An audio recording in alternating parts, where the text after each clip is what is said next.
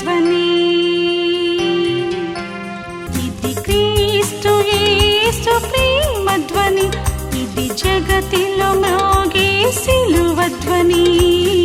పిలుచుచున్నది ప్రతి వారిని, వినుమా విశ్వసించుమా.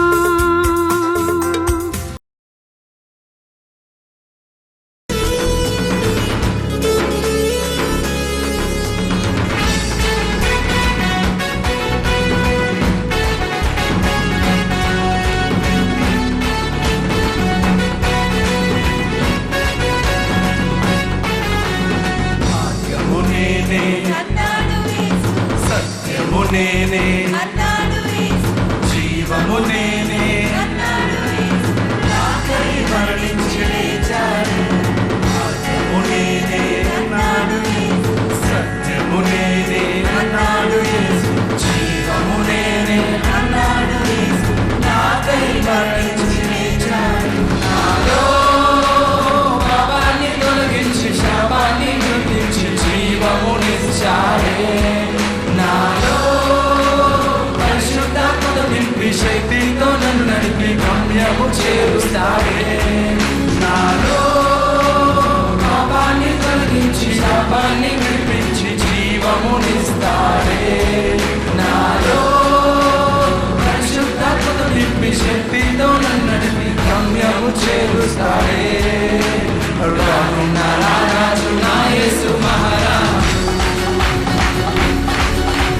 రానున్న రాజు నా యేసు మహారాజు, రానున్న రాజు నా యేసు మహారాజు.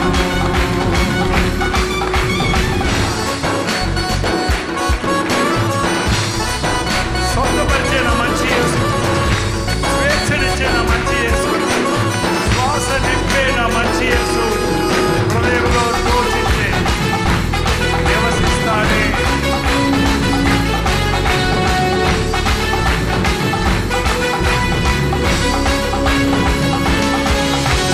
స్వస్థపరిచే నా మంచి యేసు, స్వేచ్ఛనిచ్చే నా మంచి యేసు, శ్వాస నింపే నా మంచి యేసు, హృదయంలో చోటిస్తాడే. నాలో పాపాన్ని చదివించి శాపాన్ని విడిపించి జీవమునిస్తాడే. నాలో పరిశుద్ధాత్మను నింపి శక్తితో నన్ను నడిపి గమ్యము చేరుస్తాడే.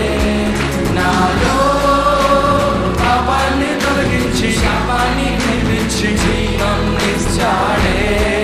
నాలో పరిశుద్ధాత్మను నింపి శక్తితో నన్ను నడిపి గమ్యము చేరుస్తాడే. రానున్న రాజు నా యేసు మహారాజు, రానున్న రాజు నా యేసు మహారాజు, రానున్న రాజు నా యేసు మహారాజు, రానున్న రాజు నా యేసు మహారాజు.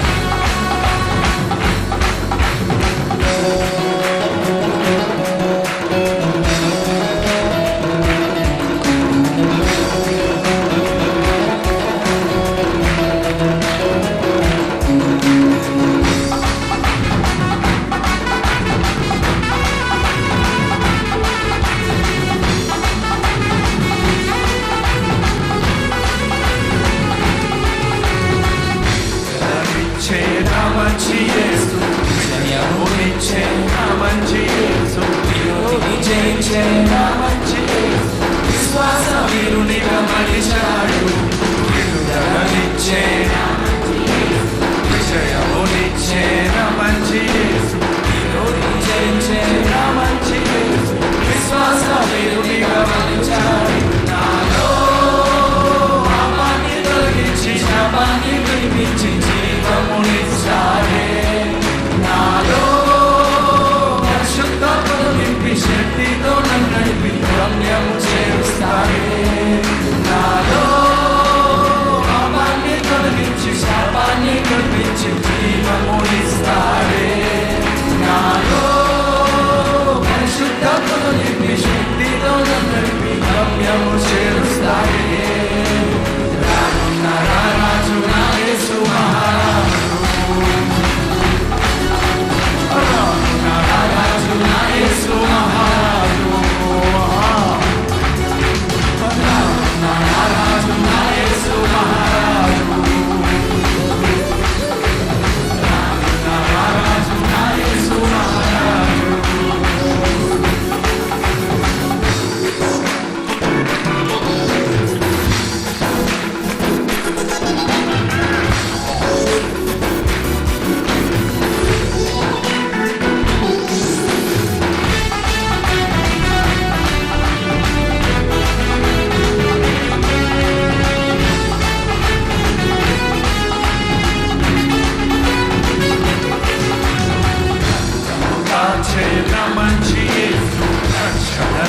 పిలిచే నా మంచి యేసు రమ్మని పిలిచే నా మంచి యేసు చిరకాలం ఆయనతో ఉండాలని రక్తము కాచే నా మంచి యేసు రక్షణ ఇచ్చే నా మంచి యేసు రమ్మని పిలిచే నా మంచి యేసు చిరకాలం ఆయనతో ఉండాలని నాలో పాపాన్ని తొలగించి శాపాన్ని విడిపించి జీవమునిస్తాడే నాలో పరిశుద్ధాత్మను నింపి శక్తితో నన్ను గమ్యం చేస్తాడే నాలో పాపాన్ని తొలగించి శాపాన్ని విడిపించి జీవమునిస్తాడే నాలో పరిశుద్ధాత్మను నింపి శక్తితో నన్ను గమ్యము చేస్తాడే ఎవరైనా రాజు నా యేసు రాజు నా యేసు రాజు నా యేసు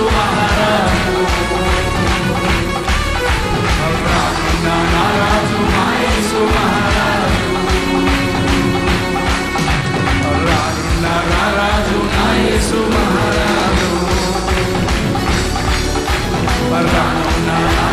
నా యేసు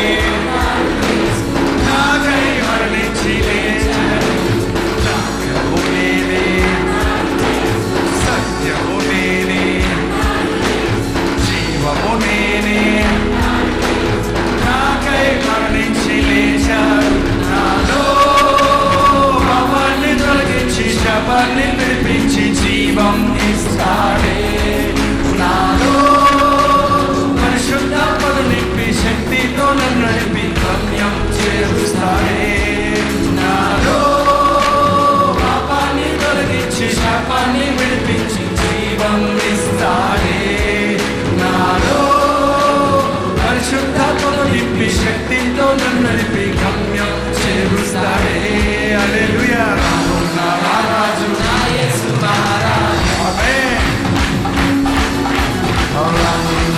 రాజు నా యేసు మహారాజు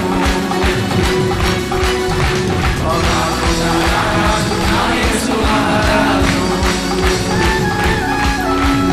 రాజు నా యేసు మహారాజు రాజు నా యేసు మహారాజు రాజు నా యేసు మహారాజు.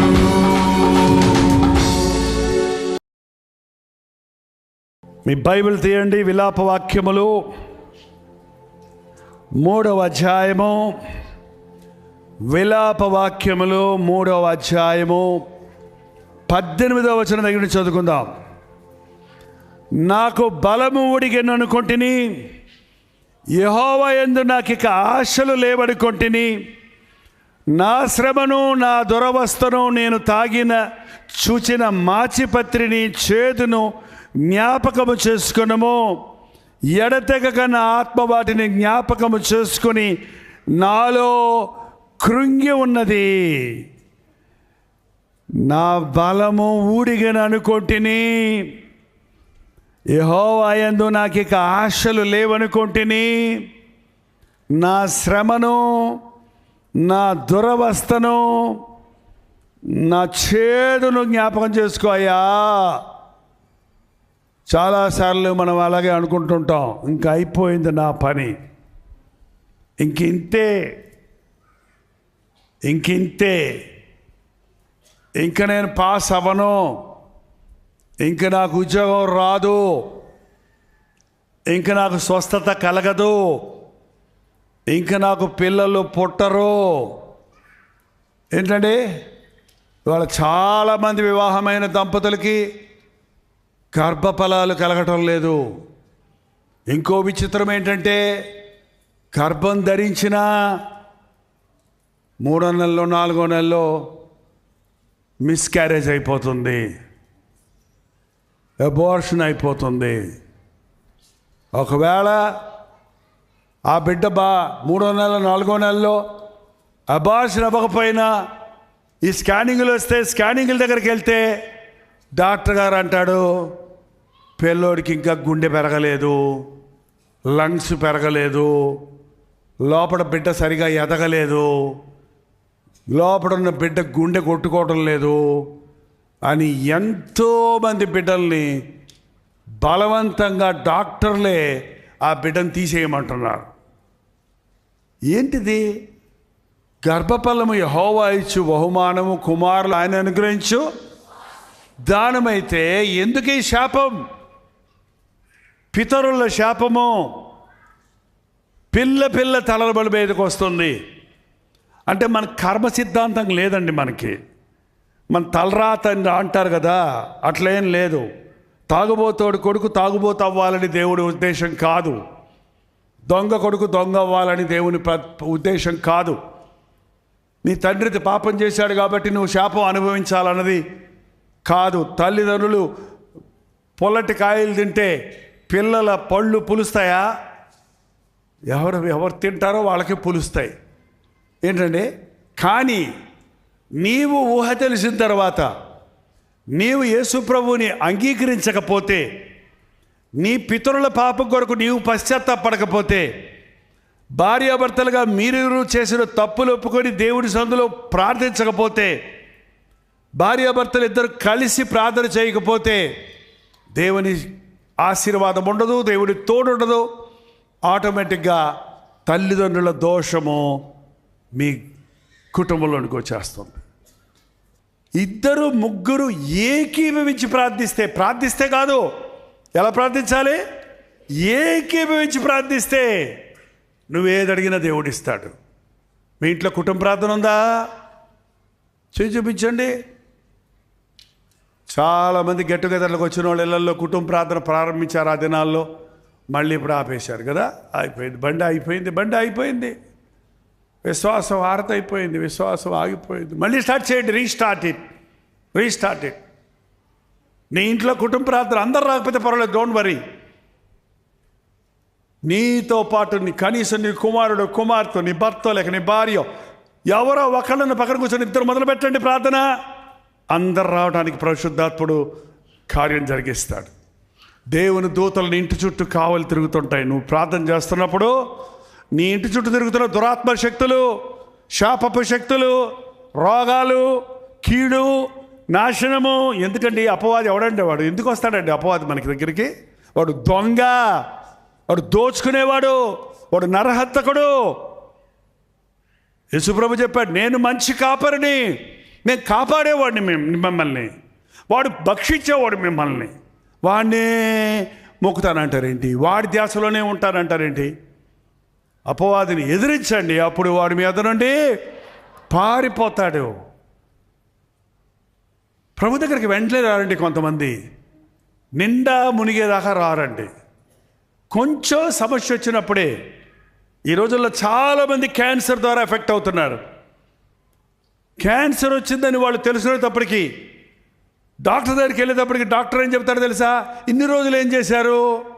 4th స్టేజ్లో ఉంది క్యాన్సరు.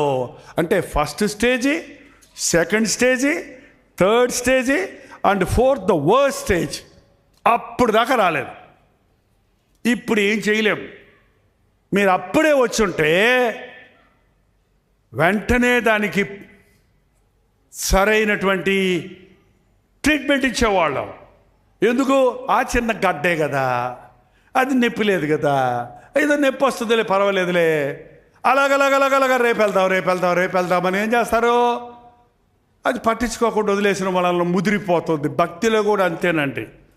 భక్తిలో కూడా మంచి విశ్వాసులు అమాంతంగా పడిపోరండి. ఎప్పుడు కూడా దేవుని బిడ్డలు ఒక్క రోజులో పాపంలో పడలేరు. భక్తిహీనతలోనికి వెళ్ళిపోతారు. భక్తి ఉంటుంది కానీ ఏమవుతుంది? హీనమైన దశకి దిగిపోతూ ఉంటుంది. ఆ ఒక్క అబద్ధమే కదా, ఇన్ని రోజులు నేను అబద్ధం ఆడుకుంటుంటే ఇవాళ అబద్ధం ఎందుకు ఆడాను అని నీ మనస్సాక్షికి అర్థిస్తున్నప్పుడు ఒకటే కదా అని ఊరుకున్నావు అనుకో, ఏమవుతావు? అబద్ధం ఆడేవాడటండి ఎప్పుడూ ఒక అబద్ధంతో సరిపెట్టుకోలేడంట. ఆ అబద్ధాన్ని కప్పటానికి ఇంకో అబద్ధం ఆడతాడు, దాన్ని కప్పుకోవడానికే ఇంకో అబద్ధం ఆడతాడు. అంతెందుకు పేతురు ఏమన్నాడు? నాకు ఎవరో యేసు ప్రభు తెలియదు అన్నాడు. ముందే చెప్పాడు కదా, నువ్వు నన్ను తెలియదని బొంకుతావని చెప్పాడు కదా ప్రభు.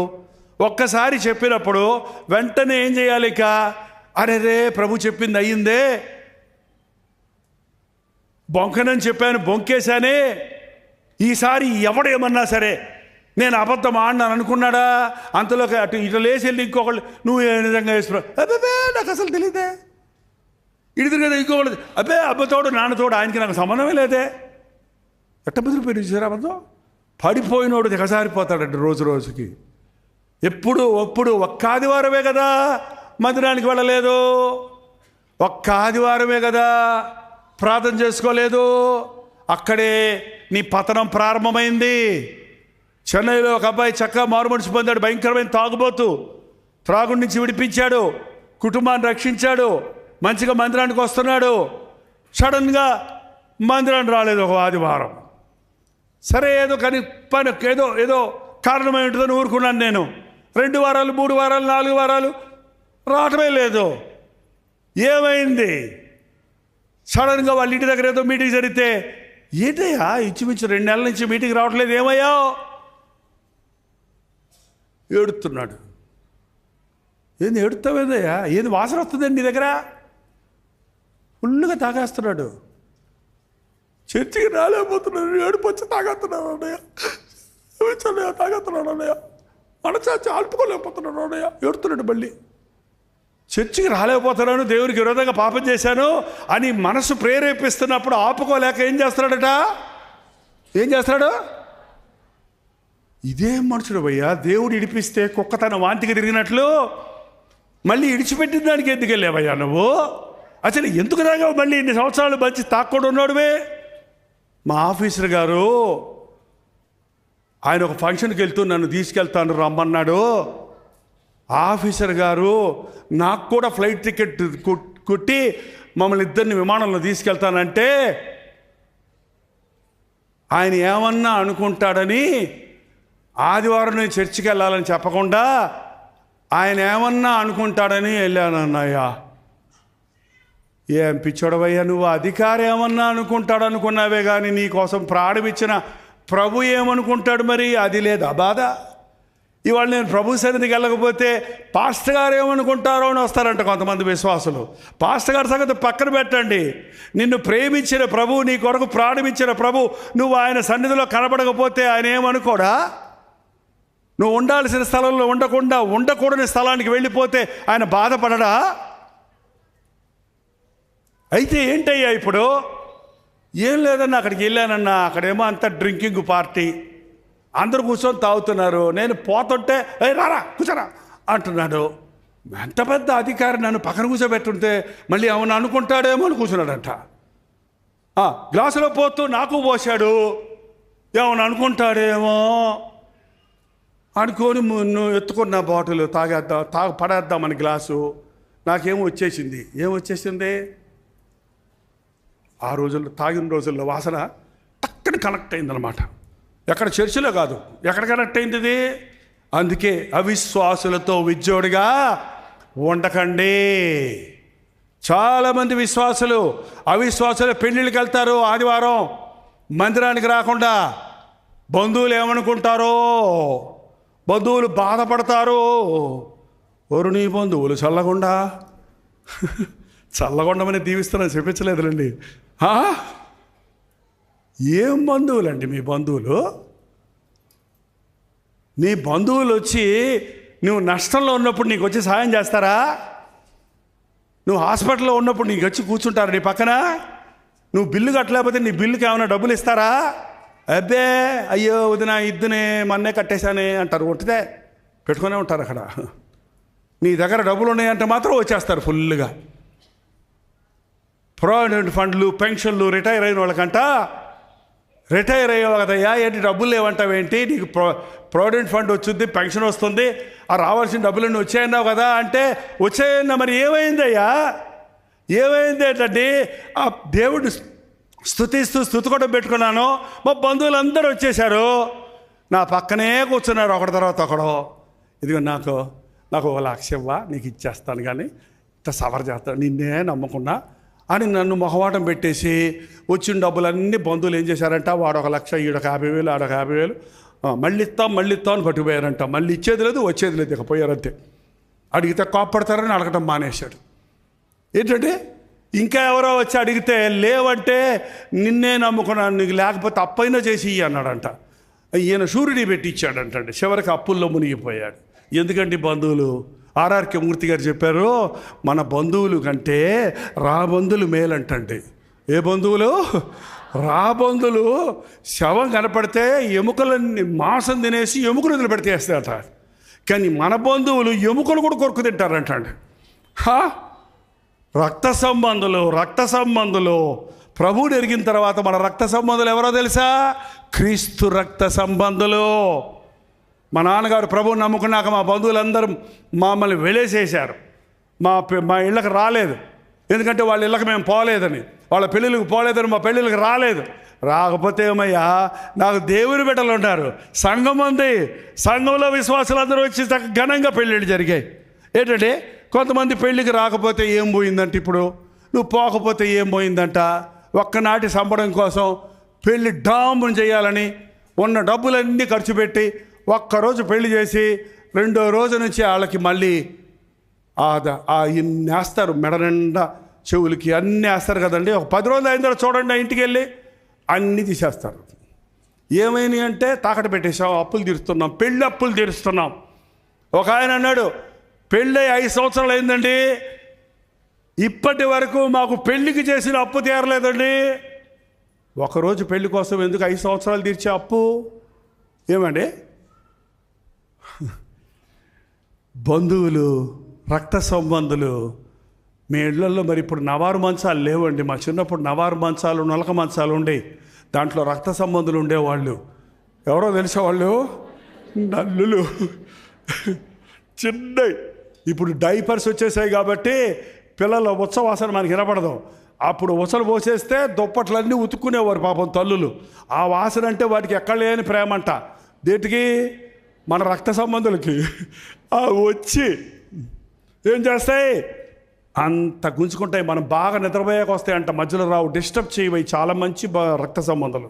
మనం మెలుగుకున్నప్పుడు వస్తే వాటిని చంపేస్తామని వాడికి తెలుసు. అందుకని మనం బాగా నిద్రపోయాక చూసుకొని, ఆ టైం చూసుకొని, మీరు ఎట్లా చూసుకుంటుందో తెలియదు, వచ్చి పాపం దాన్ని పొట్టెత్తుంటుంది, తింటే కొంచెం పీల్చుకొని మళ్ళీ వెళ్ళి అందులో పడుకుంటుంది. నిన్నేం డిస్టర్బ్ చేయదు. మళ్ళీ రెండో రోజు రాత్రి మళ్ళీ వచ్చుద్ది. నీకు రక్తం తగ్గిపోతుంది ఏంట్రా అంటే రాత్రి పీకేస్తుంది అది. అవన్నీ పర్వాలేదు, కనీసం కొంచెం పీల్చుకుంటాయి. మన రక్త సంబంధులు జలగల్లాగా పట్టుకుంటారంట.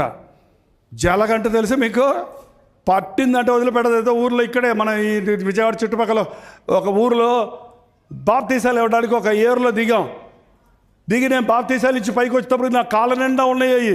ఏంటయ్యి? జలగలు పీకుతుంటే రాకలు 4-5 కలిసి పీకారు. ఇంత పట్టేసి ఉన్నాయి, లోపల పీకేస్తూనే ఉన్నాయి బ్లడ్ పెట్టుకొని. ఏంటండి, వదిలేస్తే మన రక్తం అంతా పీకేస్తాయి అంట. అట్లా మన రక్త సంబంధాలు. ఇదిగో మీ అమ్మ వచ్చింది, మీ సహోదరులు వచ్చారు అని ప్రభుతో చెప్తే ఏమన్నాడండి ఆయన? ఏమండి, మరియమ్మ వచ్చింది, నీ సహోదరులు వచ్చారంటే ప్రభు ఏమన్నాడని, అమ్మ వచ్చావా అని వెళ్ళిపోయాడా? ఏం చేశాడు ఆయన? ఇదిగో నా వాక్యం వినే వీరే నా తల్లి, నా తండ్రి, నా అన్నదమ్ములు, నా అక్క చెల్లెళ్ళు వీరే. ఏంటండి, అదేనండి అనుబంధం మనకి.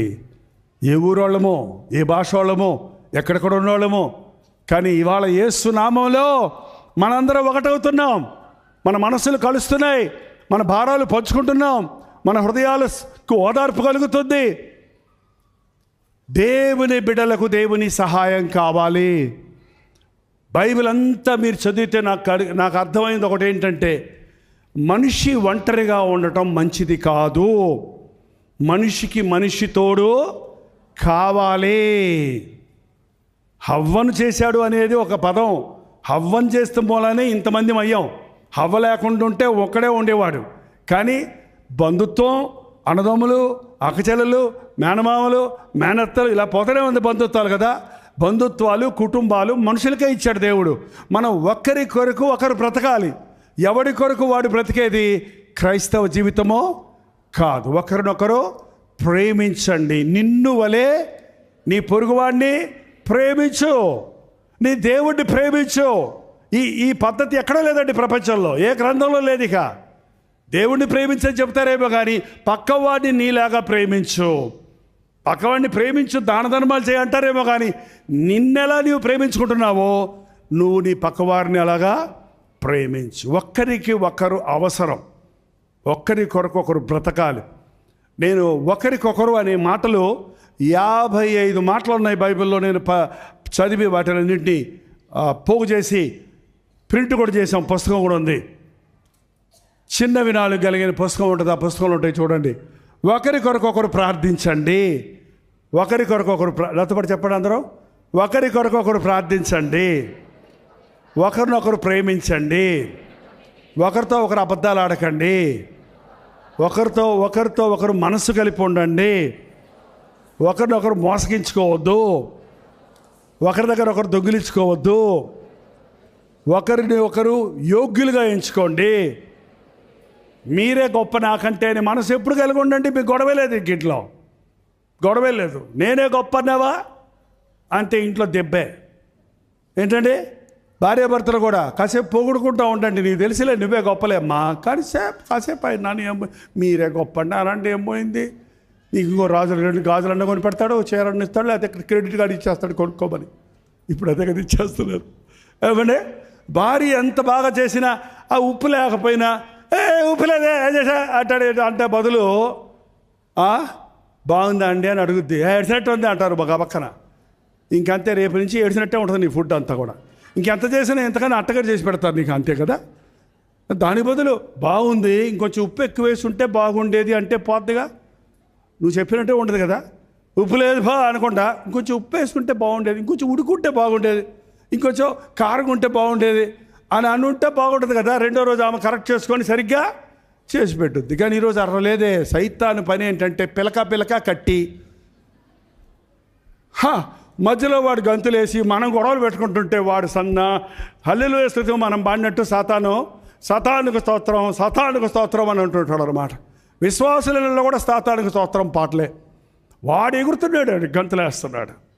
అపవాదికి చోటు ఇవ్వద్దు. నీ దగ్గర ఉన్నదంతా ఆ తప్పిపోయిన కుమారుడు తండ్రిని వదిలిపెట్టిపోయాడండి. తండ్రి లేని వారికి గద్దింపు లేదండి, ఆదరణ లేదు, దిక్కు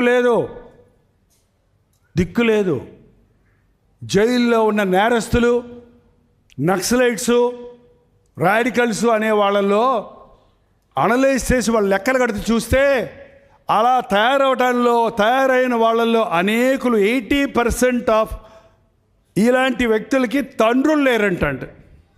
చిన్నప్పటి నుంచి వారిని దారిలో పెట్టే తండ్రి లేని వలన అదుపు ఆజ్ఞ లేకుండా పెరిగి నేరస్తులు అయిపోతున్నారు. చూసారా, మనకు తండ్రి గద్దింపు కావాలి. అమ్మ ప్రేమ ఎప్పుడూ ఉంటుంది, కానీ తండ్రి ప్రేమ నోటి మాటలతో ఉండదు. ఆయన హృదయంలో ప్రేమ ఉంటుంది, అందుకనే గద్దిస్తాడు మనల్ని. మీకు తెలుసా, ఎవరిని ఎక్కువ ప్రేమిస్తామో వాళ్ళ మీదే మనం కోప్పడతాం. ఒప్పుకున్న వాళ్ళు హల్లెలూయా చెప్పండి. నా మీదే కోప్పడతావండి, నిన్నే ఎక్కువ ప్రేమిస్తాను, నీ మీదే కోప్పడతావు. సాధారణంగా పురుషులు ఎవరి మీద కోప్పడతారమ్మా? ఆఫీసులో గొడవ నీ మీద కోప్పడతారమ్మా?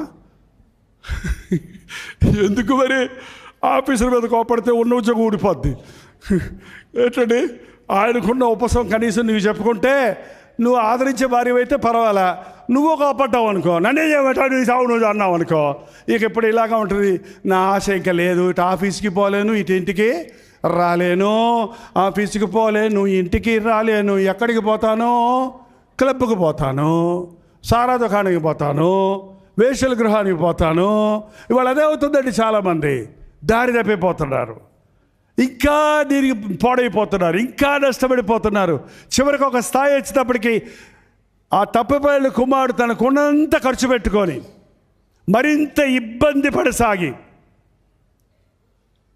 తినటానికి తిండి కూడా లేని స్థితిలోకి వచ్చినప్పుడు, పందులు తినే పొట్టుతో కడుపు నింపుకోవాలనుకున్నప్పుడు ఎవరు గుర్తొచ్చారో తెలుసా? తండ్రి గుర్తొచ్చాడు.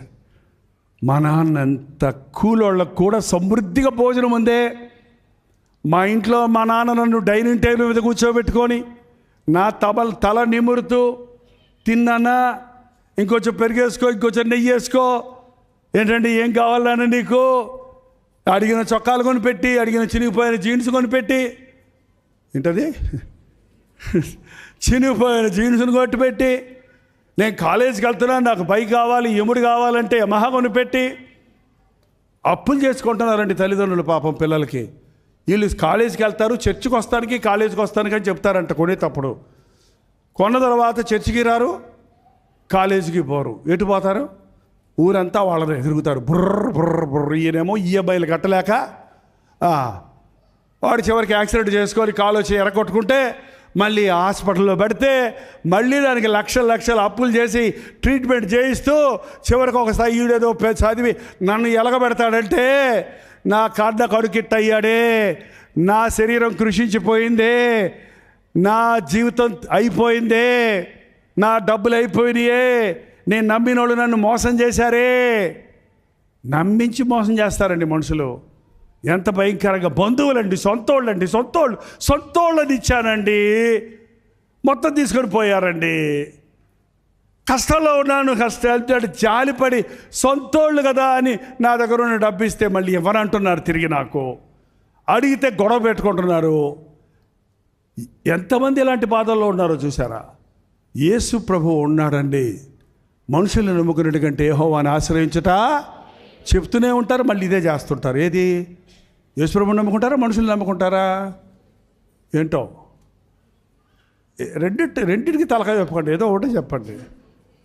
అప్పుడప్పుడు అది, అప్పుడప్పుడు ఇదా, అప్పుడప్పుడు అది, ఇప్పుడప్పుడు ఇదా. ఉంటే వెచ్చగా ఉండు, లేకపోతే చల్లగా ఉండు. నీళ్ళు వెచ్చకుంటే ఏం చేస్తాడు? ఉమ్మేస్తాడు నిన్ను, అంతే. మన భక్తి అందుకేనండి ఎదగటం లేదు. ఉంటే దేవుని కోసం తీర్మానం చేసుకొని పూర్తిగా ఆయన మీద నిలబడు, ఆయన తప్పక సహాయం చేస్తాడు.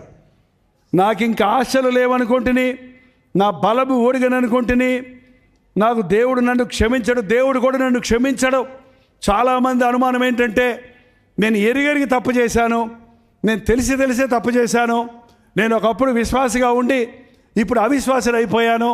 ఆ రోజుల్లో నేను ప్రార్థన చేసేదాన్ని, ఇప్పుడు నేను ప్రార్థన చేయటం లేదు, నేను ఎవడి మీదో కాదు దేవుడి మీద కోపడుతున్నాను. ఇప్పుడు నాకు బుద్ధి వచ్చింది, కానీ నేను ఎట్లా వెళ్ళను? మా నాన్న దగ్గరికి ఎలా వెళ్ళాలి? నేను ఆ తప్పని కుమారుడు అనుకొని ఉంటే ఏ ముఖం పెట్టుకొని వెళ్ళాలి మా నాన్న దగ్గర? నేను వెళ్తే ఏమంటాడు మా నాన్న, కర్రతో తరిమేయడా అని అనుకోలేదండి.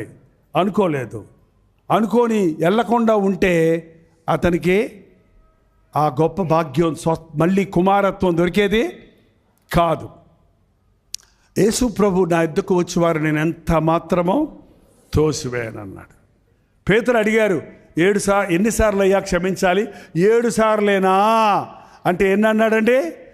77 సార్లు క్షమించు అంటే లెక్క పెట్టలేనంత క్షమాపణ మనల్నే క్షమించమని చెప్తుంటే, ప్రభు క్షమాపణకి ఒక లిమిట్ ఉందా? అన్లిమిటెడ్ ఫర్గివ్నెస్, హద్దులు లేనటువంటి ప్రేమ యేసయ్య ప్రేమ. ఒకవేళ మన కుమారుడు అలాంటి పనికిమాలిన పనిచేసి మనల్ని బాధ పెట్టి వెళ్ళిపోయి మళ్ళీ తిరిగి వస్తే, వాళ్ళని చేర్చుకోవాలని మనకి ఆశ పుడితే కండిషన్స్ పెడతాం మనం. ఇక మీద బుద్ధి కలిగి ఉంటావా, చెప్పిన మాట వింటావా, కుక్కలా పడి ఉంటావా, పెట్టింది తింటావా, అన్నిటికి ఒప్పుకుంటే సరే పడి అంటాం. కానీ ప్రభువు అలా అనేవాడు. ఆ తప్పని కుమారుడు తండ్రి ఏమని అన్నాడా?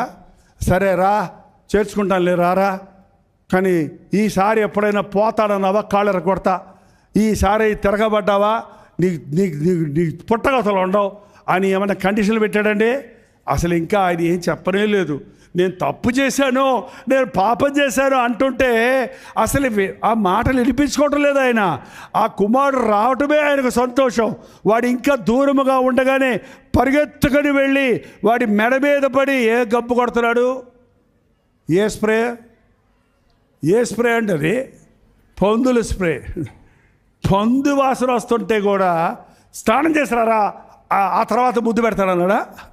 అరే పాడ మీద పడి ముద్దు పెట్టుకొని కౌగిలించుకొని మాసిపోయిన గడ్డం, దుమ్ము పెట్టిన వస్త్రాలు అవన్నీ ఏం పట్టించుకోవాలి, కౌగిలించుకొని ఇంటిలోకి తీసుకెళ్ళి ప్రశస్త వస్త్రం ధరింపజేయండి, మురికి వస్త్రాలు తీసేయి, ఈ చేతికి ఉంగరం పెట్టండి కుమారత్వానికి గుర్తుగా, వీళ్ళ కాళ్ళకి జోడు తరగండి, వీళ్ళకి మంచి శాలువా, మంచి మంచి రోబ్ అంటే మంచి వస్త్రాన్ని వేయండి. ఎప్పుడైనా సరే యేసయ్య దగ్గరికి వస్తే మనం పోగొట్టుకున్నవన్నీ తిరిగిస్తాడండి. నయోమి అనే ఒక ఆమె ఉంది, తెలుసా అండి మీకు? ఏ ఊరిలో? బెత్లెహేములో. బెత్లెహేము అంటే రొట్టెల ఇల్లు అని అర్థం. రొట్టెల ఇల్లు ఆశీర్వదించబడిన స్థలం అది. అక్కడ ఎవరో చెప్పారంట కరువు వస్తుంది అని.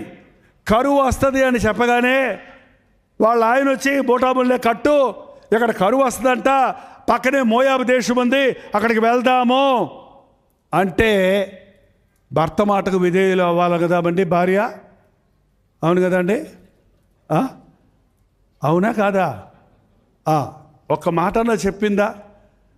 అది మోయాబు అనేది ముంబాయి సిటీ లాంటిది అన్నమాట. పట్టణాల్లో పాపం ఎంత ఉంటుందో తెలుసండి? సిటీ డెవలప్ అయిపోతుంది అంటే అర్థం ఏంటో తెలుసండి? క్లబ్బులు వచ్చాయి, పబ్బులు వచ్చాయి, బార్లు వచ్చాయి, అర్ధరాత్రుల దాకా రోడ్ల మీద తిరుగుతుంటారు మనుషులు, 24 గంటలు తింటనే ఉంటారు, షాప్స్ అన్నీ ఓపెను, జొమాటోలు ఓపెను, కమోటాలు ఓపెను. ఏంటంటే అంతే, ఎక్కడ చూసినా రంగురంగుల వస్త్రాలు, ఇంపోర్టెడ్ థింగ్స్, ఇంపోర్టెడ్ ఫర్నిచర్స్, ఇవన్నీ రాగానే డెవలప్ అయిపోయిందంట.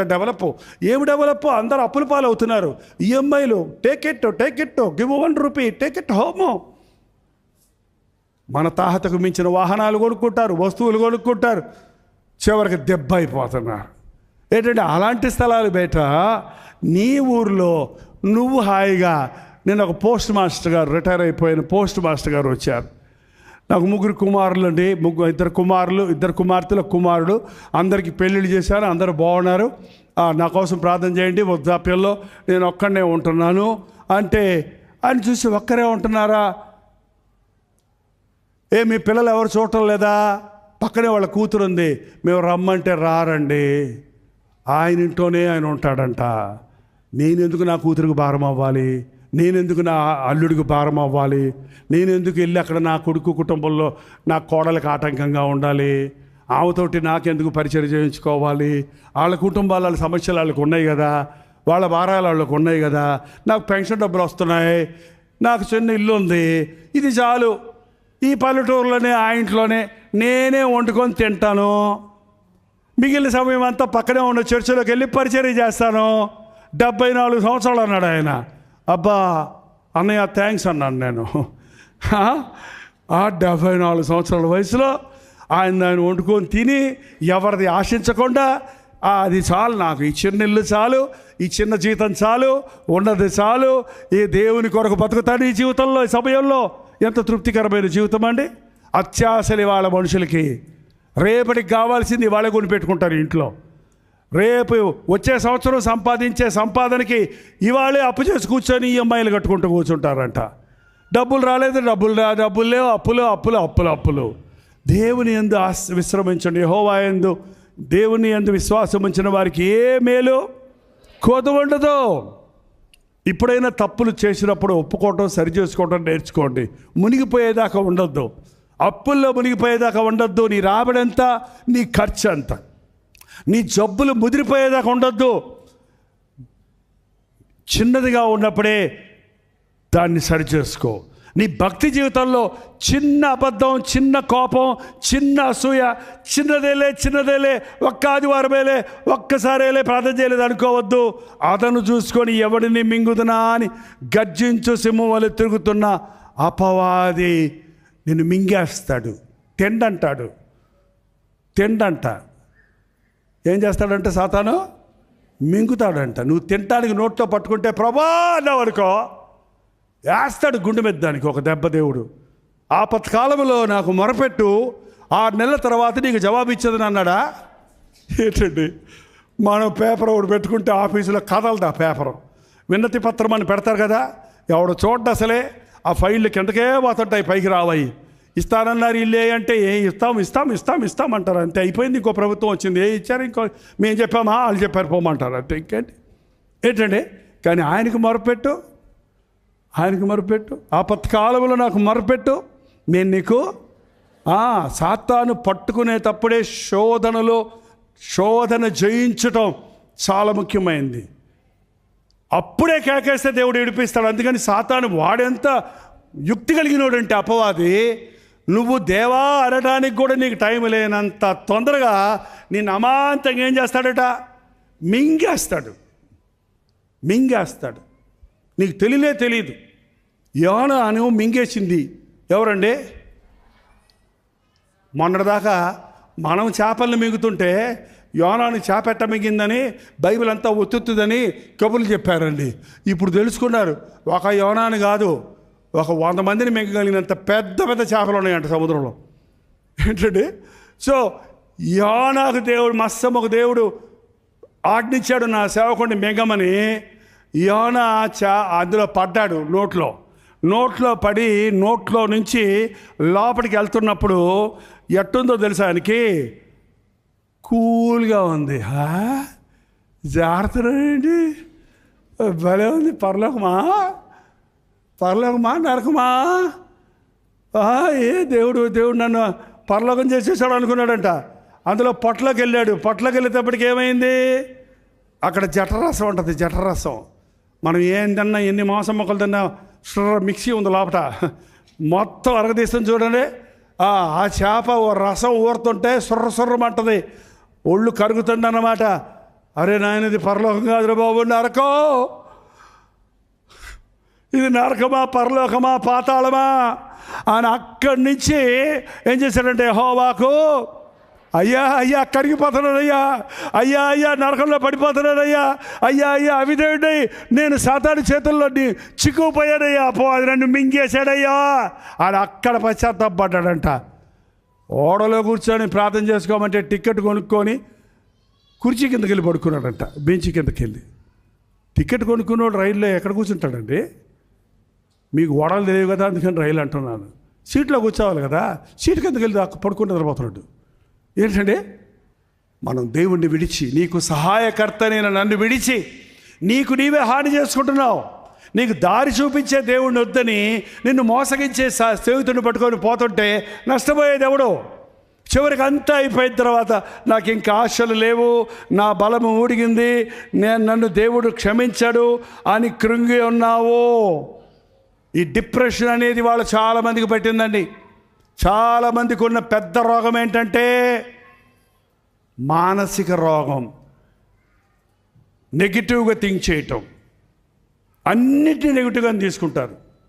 ఎవరన్నా పొరపాటు నువ్వు బాగున్నావా అని అడిగితే ఎగతాళి చేస్తున్నారు నన్ను అందంట. అదేంటి మనసు బాగున్నావా అని అడిగానమ్మా, ఎగతాళా నీకేమన్నా నేనంటే? నా బాధలు నీకు ఇన్నుంటే ఎవరికైనా ఏదన్నా కొంచెం తిన్నావా అని అడిగితే నా నీకు పెట్టలేదనా అంటే వెంటనే నెగిటివ్గా ఆలోచిస్తారు. చూడండి ఎంతమందికి నెగిటివ్ థాట్స్ వస్తాయి ఇక్కడ. వ్యతిరేకమైన తలంపులు, అనుమానం తలంపులు. ఇంకా మీకు అర్థమవుతాడు చెప్పాలంటే. గుడ్డోడని 4 ఫ్రెండ్స్ ఉన్నారటండి. లడ్డూలు వస్తే గుడ్డోడని వాడికి 2 పెట్టి వీళ్ళు ఒకటి తిన్నారంట. వీడు తడుక్కొని నాకే 2 పెట్టారు, వీళ్ళు ఎన్ని తిన్నారో అన్నాడు. నాకే 2 పెట్టారు వీళ్ళు, వాళ్ళేమో పాపం ఇతన్ని చేస్తుంటే మనం మనుషులు ఇట్టగా ఆలోచిస్తున్నాం. ఎప్పుడు మన గురించి మనం ఏం చేసిన వాళ్ళు కూడా కీడు చేస్తున్నాడు అనుకుంటున్నాం. కాబట్టి నీ జీవితంలో ఏమైపోతుంది? ఎప్పుడు దిగులు, ఎప్పుడు భయము, ఎప్పుడు లోటు, ఎప్పుడు ఏదో పోగొట్టుకున్నట్టు ఉంటున్నావు. మనుషులు నమ్మద్దు, పరిస్థితులు నమ్మద్దు. నేను నిన్ను విడువని ఎడబాయనన్న దేవుడు ఉన్నాడండి. తల్లిదండ్రులు విడిచినను నేను నిన్ను విడువను. తల్లి తన చంటి బిడ్డను మరచునా, వారైన మరచుదురుగా నేను నిన్ను మరువను. చూడుము నా అరచేతులలో ఎక్కడ చెక్కున్నాడంటే ఆయన. మనం ఈజీగా చూడగలిగింది నా కాళ్ళ మీద నేను చెక్కున్నానంటే, కాళ్ళు చూడాలంటే ఇట్ట వంగాలి. ఈపు వెనకాల రాసుకున్నానంటే అసలు కుదరదు. ఎవరన్నా చూసి అది చెప్పాలి మనకి. పొట్ట మీద అంటే వాళ్ళ పొట్టకు వంగదు. చాలామందికి నడివే తలకాయ వంగదు పాప, పొట్ట మీద చూసుకో. కానీ మన ఎదురుగుండి ఎప్పుడు ఏమున్నాయి? ఈజీగా కళ్ళ ముందే ఉన్నాయి. ఏమున్నాయి? మర్చిపోకుండా ఉంటాను. కొంతమంది ఫోన్ నెంబర్లు రాసుకుంటారు, చేతుల నిండా ఫోన్ నెంబర్లు రాసుకుంటారు. రాయకండి, ఆ ఫోన్ నెంబర్లే తీసి పడేయండి. ఎందుకు వచ్చిన గడవా? రాసుకుంటున్నారు పూసుకుంటున్నారు, చివరికి వాళ్ళతోనే గొడవ పెట్టుకుంటున్నారు. ఆ ఫోన్ కాల్స్ వల్లే గొడవ. చక్కగా మాట్లాడుకోవడం మొదలుపెట్టి బ్యాటరీ అయ్యేదాకా అరుచుకుంటారండి.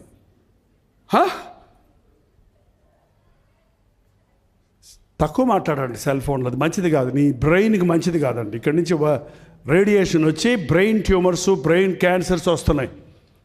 ఎక్కువ ఫోన్లు మాట్లాడక్కర్లా, చెప్పదలుచుకుంది తక్కువ మాట్లాడాలి, ఎక్కువ వినాలని దేవుడు 2 చెవులు 1 నోరు ఇచ్చాడు. ఒకవేళ 2 నోర్లు 1 చెవి ఇచ్చి ఉంటే ఎట్టుండదు.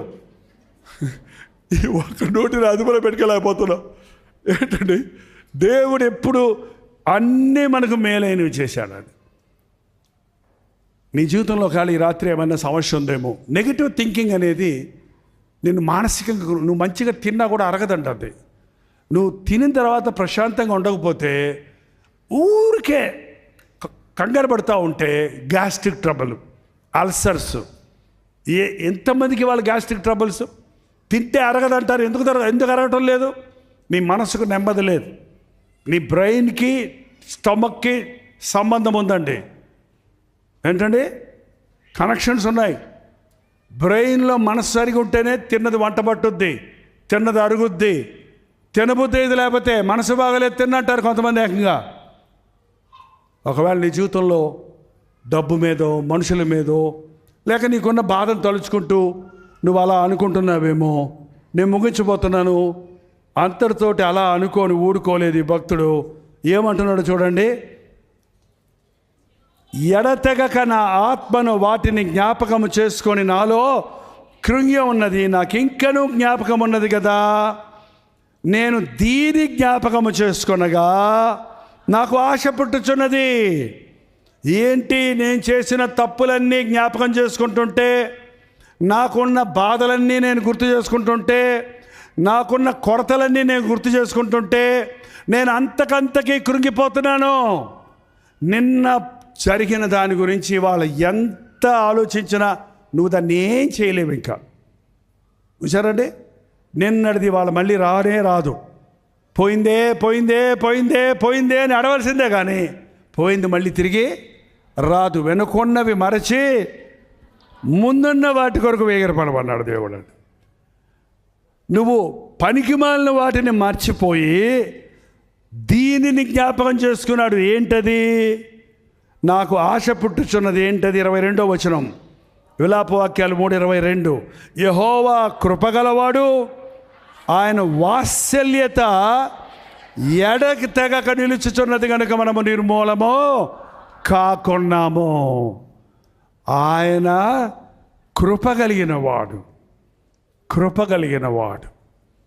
నా కృప నీకు చాలు అని చెప్పాడు పౌలుతో ప్రభు. ఈ ముళ్ళు తీసేయ్యా, ఈ నొప్పి తీసేయ్యా, ఈ జబ్బు తీసేయ్యా, ఈ సమస్య తీసేయ్యా అన్నప్పుడు మనలో అనేకులకు తీసేస్తున్నాడు. కానీ పౌలుతో ఏమన్నాడు? వాటిని తట్టుకునే కృప నేను ఇస్తానన్నాడు. నా కృప నీకు కృప. ఒక కుర్రోడు, ఒక యవనస్తుడు చాలా నేరాలు చేసి పట్టుబడ్డాడు. చాలాసార్లు రాజు క్షమించాడు. చివరికి చాలాసార్లు మళ్ళీ చేస్తారు మళ్ళా అతనికి మరణశిక్ష విధించాడు. ఆ తల్లికి తెలిసి ఆ రాజుగారి కాళ్ళ వేళ్ళ పడి, అయ్యా నా కుమారుని క్షమించండి అయ్యా అని ఏడుస్తుంటే, అమ్మా చాలాసార్లు క్షమించాను అయ్యా, నా కుమారునికి ఈ శిక్ష రద్దు చేయండి అయ్యా, అమ్మా ఇంతకుముందు చాలా శిక్షలు రద్దు చేశాను అయ్యా, దయ చూపించండి అయ్యా, దయ చూపించండి అయ్యా అని అడిగిందటండి. అమ్మ చెప్తున్నాను కదా, ఎందుకు అలా అరుస్తావు ఏడుస్తావు? దయ చూపించడానికి నీ కుమారుడు యోగ్యుడు కాదు అంటే ఆమె అందంట, అయ్యా దయ చూపించడానికి కూడా యోగ్యత కావాలయ్యా, యోగ్యత లేని వాడికే కదయ్యా దయ చూపించేది. ఏంటంట? దయ చూపించడానికి యోగ్యత అక్కర్లేదు, యోగ్యత లేని వాడికే చూపించేదే. ఏమంటారు దాన్ని? దయా. యేసయ్య దయ. మనకి ఏ యోగ్యత ఉందండి ఆయన అడగడానికి? మనకి ఏ అర్హత ఉంది? మనం ఏం చేసాం? ఆయన మన మీద దయ చూపిస్తున్నాడు. ఎన్నిసార్లు మనం తిరిగి తప్పు చేస్తున్నా, మళ్ళీ ఆయన గాయాలు రేపుతున్నా ఆయన ఓర్చుకుంటున్నారు. ఆయన దీర్ఘశాంతం కలిగిన వాడు. ఎవరండి ఆయన? ఎంత దీర్ఘం? ఆయన దీర్ఘశాంతం కలిగినవాడు. ఇంకా నాకు దమ్ము లేదు, మీకుంటే లాగండి. 30 సంవత్సరాలు లాక్కోండి. కొందరి పట్ల 30 సంవత్సరాల నుంచి ఆయన ఏం చేస్తాడో తెలుసా? నువ్వు ఎంతలా ఉన్నా, నువ్వు ఎంతగా యేసయ్య సన్నిధికి రాకపోయినా, నువ్వు ఎన్నిసార్లు దేవుణ్ణి బాధ పెట్టినా, నీ మీద ఆయన ఇంకా పోనీలే. ఇంకో గెట్ టుగెదర్లో, ఇంకో టీవీ వర్తమానం, ఇంకో వాక్యం ద్వారా, ఇంకో శిక్షలో, ఒక సమయంలో, ప్రార్థన సమయంలో మారతాడని దేవుడు నిన్ను కనికరిస్తున్నాడు. దుష్టుడికి శిక్ష శీఘ్రముగా కలుగకపోవుట చూచి వాడు భయము విడిచి దుష్టకార్యాలు చేస్తారంట.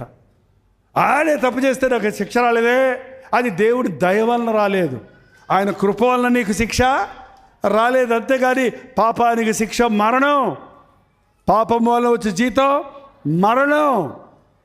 దేవుని కృప మనల్ని కాపాడుతుందని మనం తెలుసుకుంటే, జ్ఞాపకం చేసుకుంటే, ఆయన దయ కలిగిన వాడు, ఆయన కృప కలిగిన వాడు, ఆయన వాత్సల్యత ఎడతెగక, వాత్సల్యత అంటే ప్రేమ, కనికరము, క్షమాపణ అన్నీ కలిపిన విలువైన మాట అది మన తెలుగులో. కేవలం ప్రేమ కాదు, ఆయన ప్రేమ, కనికరము, దీర్ఘశాంతము, ఆయన వాత్సల్యత, ఆయన అనురాగము, ఆయన ప్రేమ నిరంతరము ఎడతెగక నిలిచే, నో ఫుల్ స్టాప్, అన్లిమిటెడ్, అంతము లేనంత ప్రేమ. ఇక నేను క్షమించను అనలేనంత క్షమాపణ. ఇంతే అని ఆగిపోయేది కాదు ఆయన ప్రేమ. ఆయన ప్రేమ శాశ్వత కాలము. ఆయన నిన్ను ప్రేమిస్తున్నాడమ్మా, నిన్ను ప్రేమిస్తున్నాడయ్యా. మీ తల్లి గర్భంలో ఉన్నప్పటి నుంచి నిన్ను ఆయన ప్రేమిస్తున్నాడు. అందుకే నువ్వు ఇవాళ సజీవుడిగా ఉన్నావు, నువ్వు ఇక్కడ కూర్చొని ఉన్నావు, నువ్వు యేసుప్రభుని ఎరుగున్నావు. ఎందరికో ఇంకా యేసయ్య తెలీదు. నిన్ను యేసయ్య ప్రత్యేకంగా ప్రేమించాడు కాబట్టి నీకు ఒక అవకాశం ఇచ్చాడు ఆయన ఎరగటానికి, నీకు ఒక భాగ్యం ఇచ్చాడు ఆయన సన్నిధికి రావడానికి. నీ ఎడల తనకున్న తలంపులను ఈ రీతిగా దేవుడు ప్రతిసారి దేవుడు నీతో తెలియజేస్తూ ఉన్నాడు, నీకు బయలుపరుస్తూ ఉన్నాడు. అది నువ్వు జ్ఞాపకం చేసుకో. ఎన్ని మరణాలు తప్పించాడు నీ జీవితంలో, ఎన్ని శోధనలు తప్పించబడ్డావు నువ్వు, ఎన్ని యాక్సిడెంట్లో కాపాడబడ్డావు నువ్వు, ఎన్ని సమయాల్లో ఇంకింతే అనుకున్నప్పుడు మళ్ళీ ఇంత ఇచ్చాడు దేవుడు నీకు. ఇంకింతే అయిపోయింది, 0 వచ్చింది అన్నప్పుడు 0 to 100 ఎలా రైజ్ అయ్యావు మళ్ళీ నువ్వు. అన్నీ పోయినాయి అన్నప్పుడు మళ్ళీ తిరిగి అన్నీ ఎలా పొందుకున్నావు నువ్వు. జ్ఞాపకం చేసుకుంటే నిరీక్షణ వస్తుందండి, ధైర్యం వస్తుంది. గతములో నీకు చేసిన మేలులు ఎడతెగక నిలుచుతున్నది కనుక నిర్మూలమో కాకుండామో. ఆయన ప్రేమ అపారమైన ప్రేమ, యేసయ్య ప్రేమ. ఎవరి లోకంలో మనల్ని ప్రేమించలేరండి. మనుషుల ప్రేమలన్నీ కొంతకాలమే ఉంటాయి, సీజనల్. మనుషుల ప్రేమలన్నీ స్వార్థపూరితమైన ప్రేమలు, ఇచ్చలతో కలిగిన ప్రేమలు, తాత్కాలికమైన ప్రేమలు. నిస్వార్థమైన, నిష్కళంకమైన క్రీస్తు ప్రేమ మనల్ని వెంటాడుతుంది. ఆ ప్రేమను తలంచు, ఆ ప్రేమ యందు నిరీక్షణ ఉంచు. ఆయన దయగలిగిన వాడు అని జ్ఞాపకం చేసుకుంటే నాకు ధైర్యం కలుగుతుంది. అనుదినము వాత్సల్యత ఎడతెగ నిలుచున్నది కనుక మనం నిర్మూలమై కాకుండా 23వ వచనం, అనుదినము నూతనముగా ఆయనకు వాత్సల్యత పుట్టుచున్నది. అనుదినము, ఎప్పటికప్పుడు, రెడీ, ఎవ్రీ డే నూతనముగా ఆయనకి వాత్సల్యత పుట్టుచున్నది కనుక ఆయన ఎంతైనా, అబ్బా అందరి మాట చెప్పండి, నా యేసయ్య ఎంతైనా, నా యేసయ్య ఎంతైనా నమ్మదగిన వాడు. ఏ మనుషుడు నమ్మదగిన వాడు కాడనుకుంటేనే కానీ నా యేసు ప్రభువు ఎంతైనా నమ్మదగిన వాడు. ఈ లోకంలో నన్ను ఎవ్వడూ భరించలేడు, క్షమించలేడు, సహించలేడు. కానీ నా యేసయ్య క్షమాపణకు ముగింపే లేదు. మొత్తం పోగొట్టుకున్నా సరే, నీ జీవితంలో నిర్వీర్యుడు అయిపోయినా సరే, మళ్ళీ నిన్ను రీస్టార్ట్ చేయగలిగిన వాడిగా, పరచగలిగిన వాడిగా, నువ్వు పోగొట్టుకున్నవన్నీ తిరిగి నీకు ఇవ్వగలిగిన వాడిగా ఉన్నాడండి. యోబు జీవితంలో ఒక టెక్స్ట్ పెట్టి చూపించాడు మనందరికీ. ఆయన నమ్మిన వారిని దేవుడు విడిచిపెట్టడానికి. యోబు తప్పు చేయలేదు, కానీ దేవుడు శోధనకు నిలబెట్టాడు. అన్నీ పోగొట్టుకున్నాడండి. ఆస్తి పోయింది, బిడ్డలు పోయారు, భార్య తిరగబడింది, స్నేహితులు బలపరచాల్సి వచ్చిన వాళ్ళు వచ్చి ఊరికి ఇసికిస్తున్నారు. ఇంకంతే చాలా కృంగిపోయాడు యోబు. మనమైతేనా ఏమైపోయిందో కానీ ఆయన అంటున్నాడు, నాకు నా విమోచకుడు సజీవుడని నేను ఎరుగుదును. నా శరీరం చీకిపోయిన తర్వాత కూడా నేను ఆయన్ని నా కన్నులారా చూస్తాను. నేను నమ్మిన దేవుడు చనిపోయిన దేవుడు కాదు.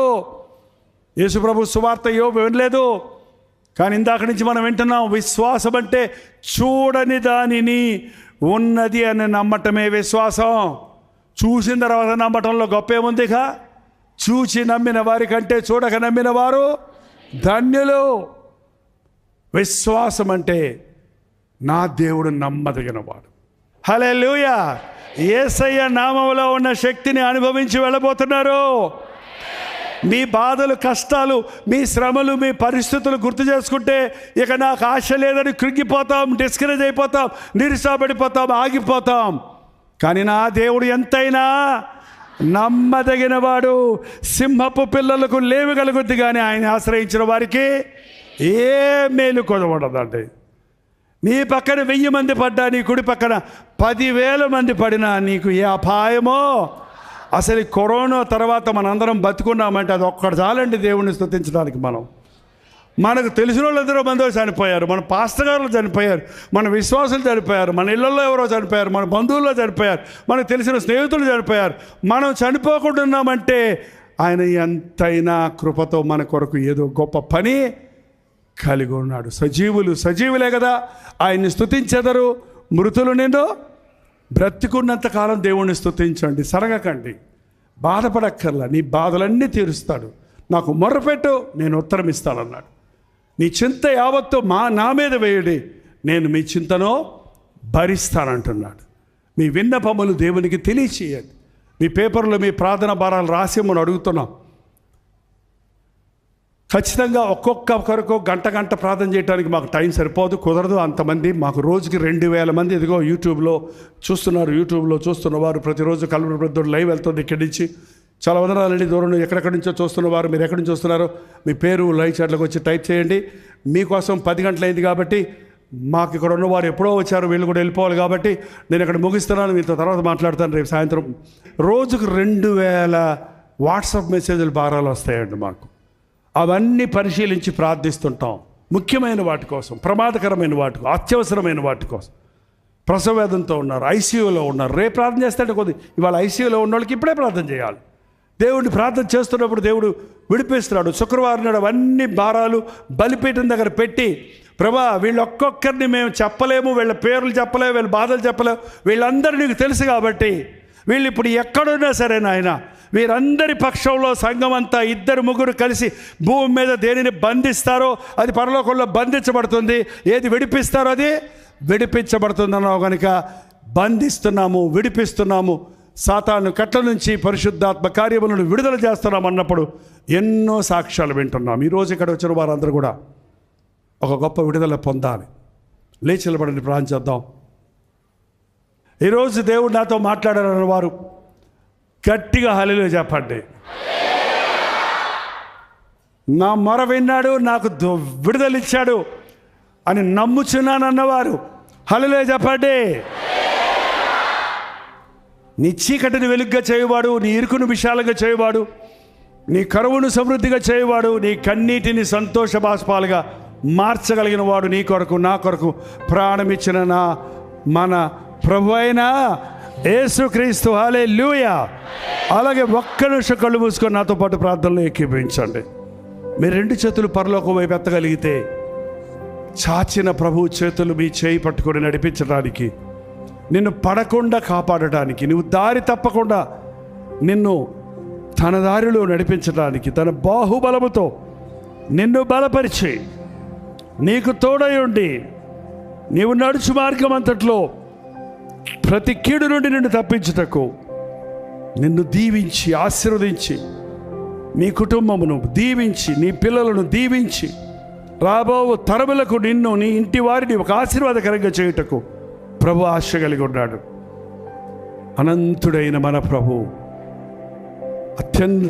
అత్యున్నతమైన సింహాసనం మీద ఆసీనుడైన మన ప్రభు మన కొరకు భూమికి దిగి వచ్చి తన ప్రాణాన్ని అర్పించి మన పాపములకు పరిహారం చేసి, సాతాను కట్లలో ఉన్న మనల్ని విడుదల చేసి, ప్రతి శాపమును, ప్రతి రోగమును, ప్రతి దురాత్మను జయించిన నజరేయుడైన యేసుక్రీస్తు నామములో ఈ రాత్రి మనం విశ్వాసం ఉంచుదాం. ప్రభా, నా చేయి పట్టుకొని నన్ను నడిపించయ్యా, కుడి ఎడమలకు తొలగకుండా సహాయం చేయయ్యా. నన్ను నేను చూసుకొని కృంగిపోక నిన్ను చూసి విశ్వసించుటకు, నా పరిస్థితులు చూసుకొని వేదనలో మిగిలిపోక నీ వైపు చూచి రక్షణ పొందుటకు, నీ వైపు చూచి విడుదల పొందుటకు, యేసు వైపు చూచుచు మరణము వరకు ముందుకు సాగిపోవటకు నాకు సహాయం చేయాలి. ప్రతి ఒక్కరు నోరు తెరిచి ప్రార్థన చేద్దాం. పరిశుద్ధుడా, ఒక్కసారి మమ్మల్ని చూడు నాయన. ఎవరెవరి శరీరాల్లో ఎటువంటి అనారోగ్యాలు ఉన్నాయో చూడు నాయన. నీవు పొందిన దెబ్బల ద్వారా ఉన్న స్వస్థతను కలుగు చేయము తండ్రి. అది క్యాన్సర్, టీబీలు వంటి రోగమైనా, అది బీపీ, షుగర్లు, థైరాయిడ్లు, ఫైబ్రాయిడ్లు అయినా, అది liver problem, lung problem, kidney problem అయినా, అది నరాల బలహీనత, ఎముకల బలహీనత అయినా, శరీరంలోని ఏ భాగములో ఏ పార్ట్ అయినా పాడైనా, సృష్టించిన సృష్టికర్తవు, మ్యానుఫ్యాక్చర్ నువ్వే గనక వాటిని రీప్లేస్ చేయను ఆయన. నూతన బలం మాకు దయచేయ్యా. నీకు నేను మేలు కలుగు చేసేది, నీకు ఆరోగ్యము కలుగు చేసేదన్న వాగ్దానముతో ఇక్కడికి వచ్చిన ప్రతి ఒక్కరిని పంపించము నాయన. నిన్ను స్వస్థపరచు యెహోవాను నేనే అన్న నీ అభయాన్ని మాకు దయచేసి పంపుము నాయన. ఆర్థిక ఇబ్బందుల్లో ఉన్న వారిని దర్శించు తండ్రి. రుణాలు ఎక్కువైపోయి తీర్చలేని పరిస్థితుల్లో వడ్డీల మీద వడ్డీలు కట్టుకుంటూ లేవలేని పరిస్థితుల్లో ఉన్న వారిని ఆశీర్వదించయ్యా. విశ్వాసముతో అద్భుతాలు జరుగుతాయని నమ్మడానికి సహాయం చేయ. మా కష్టార్జితాన్ని దీవించి రుణ బాధల నుంచి విడిపించు నాయన.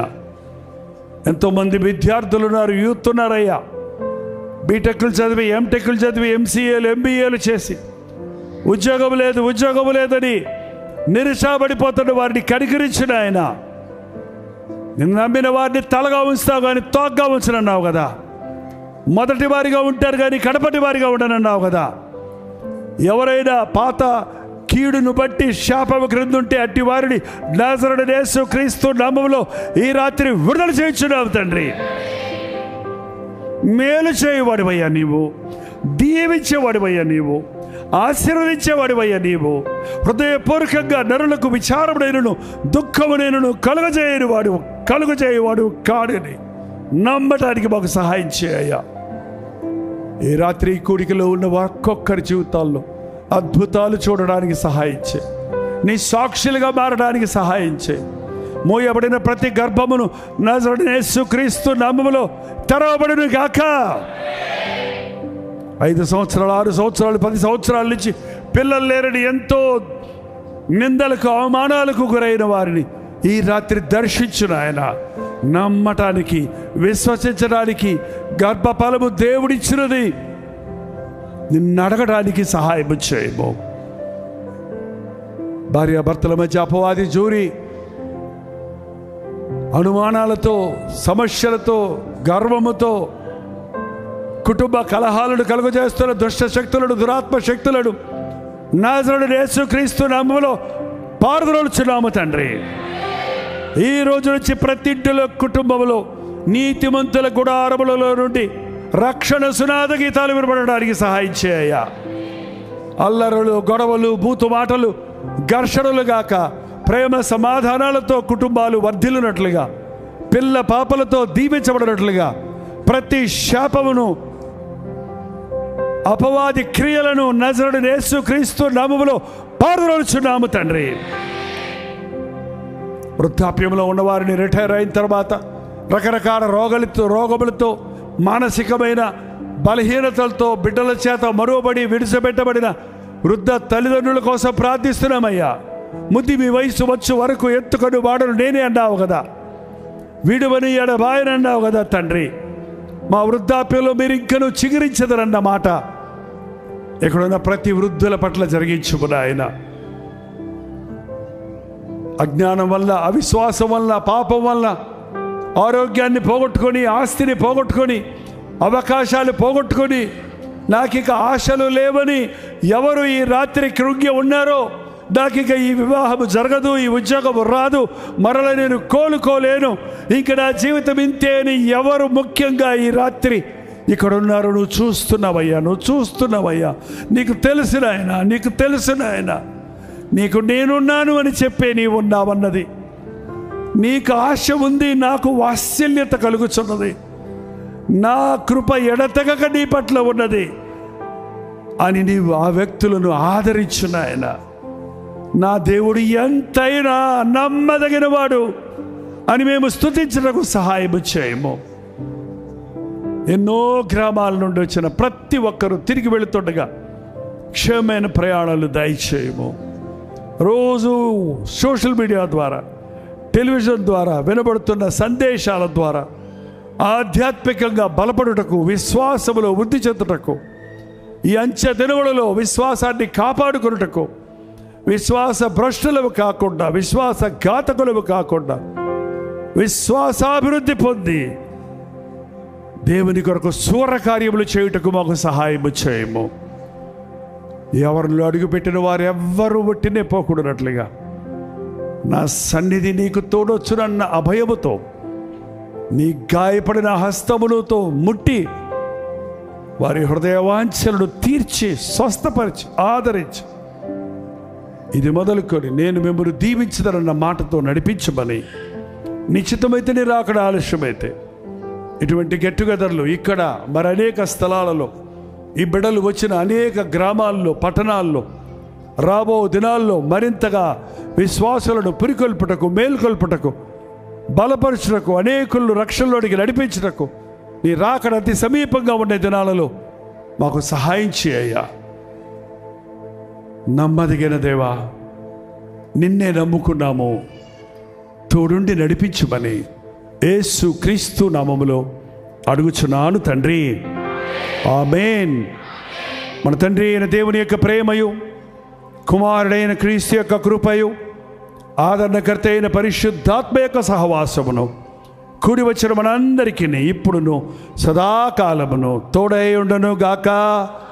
ఆమేన్, ఆమేన్, ఆమేన్.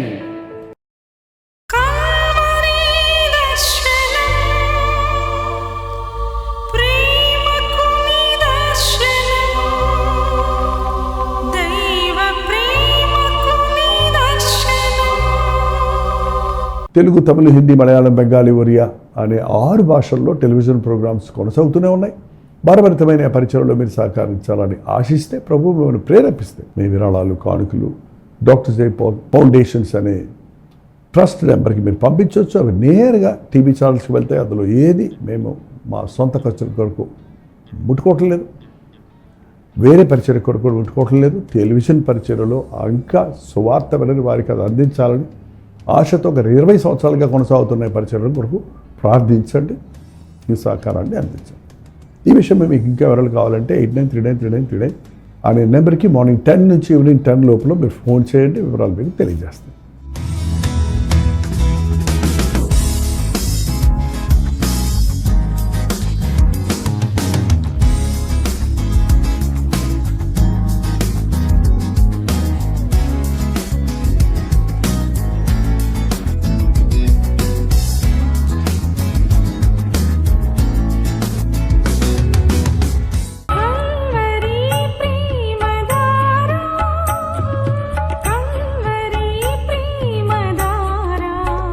కల్వరి ప్రేమధార అనే మా ద్విమాస పత్రికను ఈ మధ్య త్రైమాస పత్రిక అంటే 3 నెలలకి ఒక్కసారి మాత్రమే ప్రింట్ చేయగలుగుతున్నాం.